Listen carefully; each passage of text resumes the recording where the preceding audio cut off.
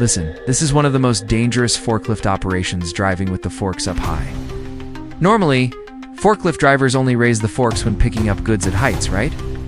But here's the thing. Some drivers think, hey, since I'm going to lift it anyway, why bother lowering the forks first? So they just drive around with the forks up, especially when carrying a load. That's when tipping accidents happen the most.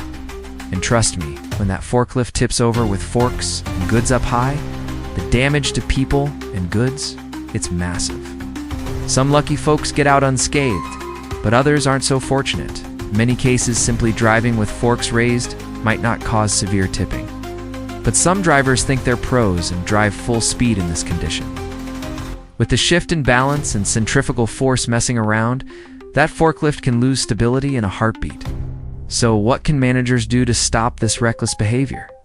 Well, there's something called the high speed limiter, designed specifically for forklifts. When the forks are raised high, no matter how hard the driver slams the gas, the forklift will only operate at slow speed, greatly reducing the risk.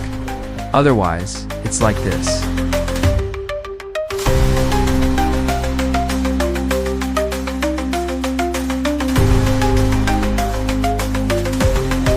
Completely stunned, and you might be so scared you never want to drive a forklift again. Follow us to learn more about forklift safety.